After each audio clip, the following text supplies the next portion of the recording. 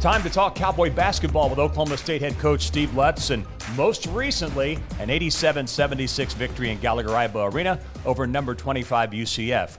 Obviously, the metrics tell us it was a really good win, but how significant was how you won the game, all the pieces that went into it, how you went about it? Well, I mean, as you and I were talking about prior to coming on the air, I mean, anytime you're stacking up a top 25 win in the Big 12 and adding to your resume, that's a good thing. But, we went to another game without two integral pieces with Lefty and Chris, and we're able to play different lineups, play a little bit different way, which when you can play multiple ways and multiple lineups, especially if you can get into the NCAA tournament, that's going to help you, right? And it was interesting to watch, Parsa play the 4 and Anthony Roy play the 4 for us from some, and then play with those other two big guys, Ben and Millie. So I enjoyed watching that. But, at the end of the day, as I said in the press conferences and after the game, our defense was much better, our intensity was much better, our toughness was much better.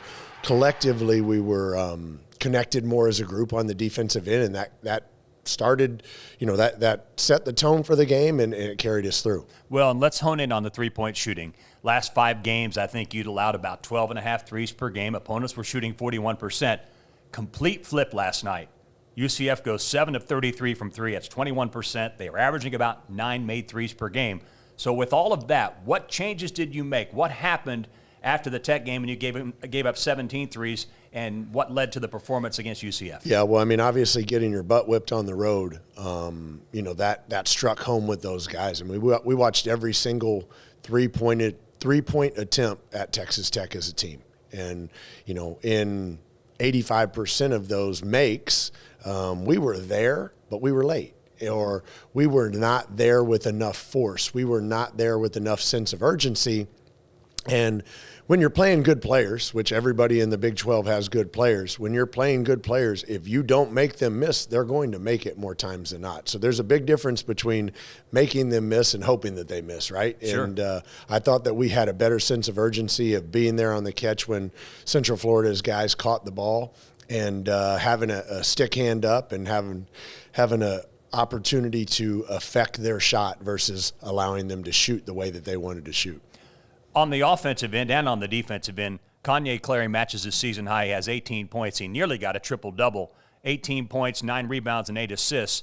How significant is that with the idea that opponents are probably going to do everything they can to take Victorious Miller and Anthony Roy out of it as much as they can? How much does that matter long-term as teams try to prepare a scouting report for you? Well, them trying to take Anthony Roy and Victorious Miller away is going to prove fruitful for Kanye and for Curry, right? I mean, because when they're going to extend their defense out like that and guard those guys closer, it should open up driving lanes and allow those guys to get to the basket easier. With that being said, Kanye knocked down some threes last night, which he's capable of doing that when he shoots good shots, right? And when we watched film together on Sunday, he's like, yeah, coach, I shouldn't have shot that shot. Or I should have caught it and shot it rather than waiting and trying to size the guy up and then shooting a contested shot. So it's just a matter of taking good shots when good shots present themselves. Mm-hmm. And I thought he did a much better job last night of,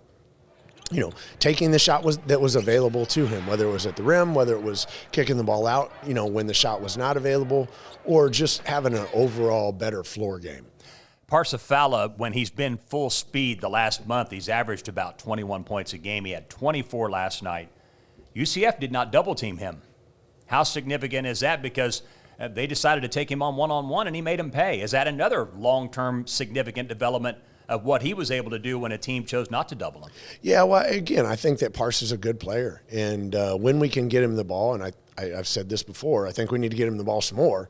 But when we can get him the ball, he usually makes good things happen because he's a good passer out of the post.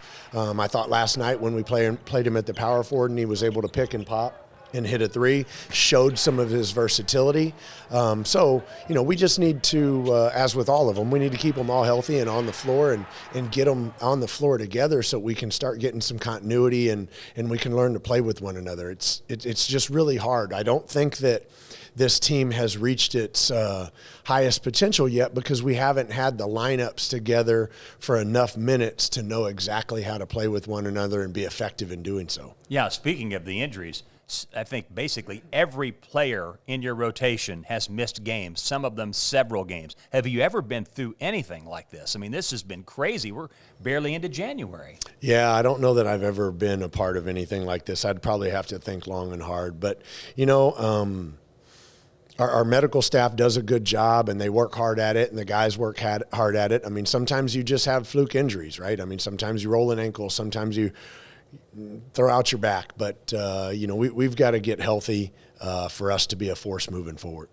So your next opponent is Iowa State on the road. They're playing, as we are recording this, they'll be playing tonight at Baylor. They obviously started the year 14-0. When people think of Iowa State's great teams from several years ago, they think about their talented offensive players. It's Monte Morris, George Niang, all those types of guys. But how different is this Iowa State team and what they've been recently than what they were back in the day when Fred Hoiberg was coaching them?